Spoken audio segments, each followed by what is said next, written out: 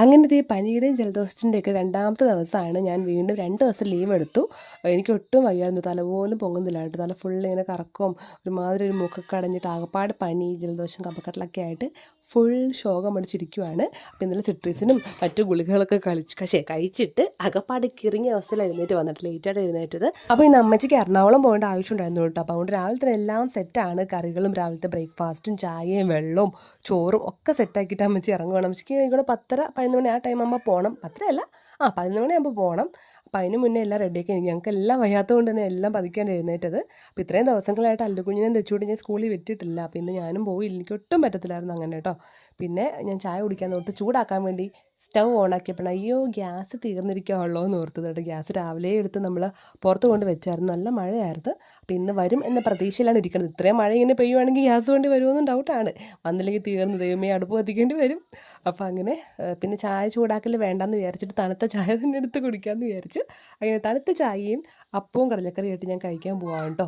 ഏട്ടയ്ക്കാണെങ്കിൽ ഇന്ന് പോലും ചെറുതായിട്ടൊരു വയ്യാതെയൊക്കെ തോന്നിയിട്ടുണ്ട്. അപ്പോൾ പിന്നെ ഞാൻ ഇന്ന് ലീവ് ആണല്ലോ, അതുകൊണ്ട് ആൾ ലീവ് എടുത്തില്ല. നോക്കട്ടെ, ഒട്ടും വയ്യാണ്ടാണെങ്കിൽ നാളെയൊക്കെ ലീവ് എടുക്കാമെന്ന് ഓർത്തിട്ടാണ് ഏട്ട ഇരിക്കുന്നത് കേട്ടോ. അപ്പം ഞങ്ങളെല്ലാം ഇപ്പം ലീവ് ആണല്ലോ, അതുകൊണ്ട് ഏട്ട ഇന്ന് ഡ്യൂട്ടിക്ക് പോയായിരുന്നു കേട്ടോ. പിന്നെ ഞാൻ പിള്ളേർക്ക് കഴിക്കാൻ കൊടുക്കുവാണ്. ഭക്ഷണം കൊണ്ട് ചെന്നപ്പോഴേ അല്ലുകുഞ്ഞിൻ്റെ തിരിഞ്ഞ് പറഞ്ഞ് കിടക്കൊണ്ട് വേണ്ടാന്ന് പറഞ്ഞിട്ട് ഇതാണ് അവസ്ഥ. എന്ത് കൊണ്ട് ചെന്നാലും എന്താണ് സാധനം എന്ന് പോലും നോക്കൂല. അല്ലെങ്കിൽ മുൻകൂട്ടി ചിക്കൻ ആണെന്നൊക്കെ പറഞ്ഞു കഴിഞ്ഞാൽ നല്ല ഇൻട്രസ്റ്റ് ആയിട്ട് ഇരിക്കും കേട്ടോ, അല്ലെങ്കിൽ ഒരു രക്ഷയില്ല. പിന്നെ ഞാനങ്ങ് വാരി കൊടുക്കാമെന്ന് വിചാരിച്ചു. തെച്ചുകൂട്ടി തന്നെ കഴിക്കുന്നുണ്ട് കേട്ടോ. അപ്പോഴേക്കും നമ്മുടെ ഗ്യാസ് വണ്ടി വന്നു, മഴയാണെങ്കിൽ ഒരു കൃത്യമായിട്ട് വന്നു ഗൈസ്. അങ്ങനെ ഞാൻ ഗ്യാസൊക്കെ എടുത്ത് ഞങ്ങൾ അകത്ത് കയറ്റിയില്ല, പുറത്തത്ത് എണ്ണ തന്നെ വെച്ചു കേട്ടോ. പിന്നെ ഫുഡ് കഴിച്ച പാടെ അവർക്ക് ആൻറ്റിബയോട്ടിക്കും കാര്യങ്ങളൊക്കെ കൊടുത്തു. കാരണം മരുന്ന് കണ്ടപ്പോഴും അല്ലിക്കുഞ്ഞ് മറ്റേ കുരിശ കണ്ട പോലെ ഓട്ടോ ആട്ടെ ഞാൻ പിടിച്ച് വെച്ചതിന് ബാക്കി കൊടുത്തു. ചില സമയത്ത് കഴിച്ചിട്ട് നല്ല ടേസ്റ്റ് ഉണ്ടെന്നൊക്കെ പറയും കേട്ടോ. ചില സമയത്ത് ഇതുപോലെ കിടന്ന് ഓടും കേട്ടോ. എന്നാലും മരുന്ന് തീർന്ന വരെ ആൻറ്റിബയോട്ടിക് അല്ലേ, ഫുൾ ആ കോഴ്സ് കംപ്ലീറ്റ് ചെയ്യണമല്ലോ. അങ്ങനെ പിന്നെ ഞാനും കഴിച്ചു. എനിക്കും ആൻറ്റിബയോട്ടിക് കൊണ്ടായിരുന്നു തൊണ്ടവേനയുള്ളത്. അപ്പോൾ അത് ഞാനും മരുന്നും ഗുളികയൊക്കെ കഴിച്ചിട്ടുണ്ട്. ഇനിയിപ്പോൾ പ്രത്യേകിച്ച് പണിയൊന്നുമില്ല, ഗ്യാസ് എന്തായാലും എടുത്ത് അകത്ത് വെക്കണം. ഈ സമയം കൊണ്ട് തന്നെ അമ്മച്ചി എറണാകുളത്തേക്ക് പോയി കേട്ടോ.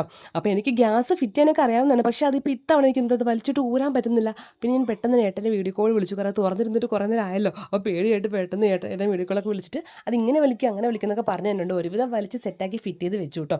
പിന്നെ ഞാൻ കുറച്ച് ബദാമും ഇതൊക്കെ എടുത്ത് കഴിച്ചു. പിന്നെ ഉച്ചയ്ക്ക് ഞാൻ ചപ്പാത്തി മതി എന്ന് വിചാരിച്ചിട്ട് ചപ്പാത്തി കഴിക്കാമെന്ന് വിചാരിച്ചു. ചോറ് വേണ്ടാന്ന് തോന്നിപ്പോയി. അങ്ങനെ ചപ്പാത്തി കഴിക്കാമെന്ന് വിചാരിച്ച്. പിന്നെ കുറച്ച് തുണികളും കൂടെ ഉണങ്ങാനുണ്ടായിരുന്നു.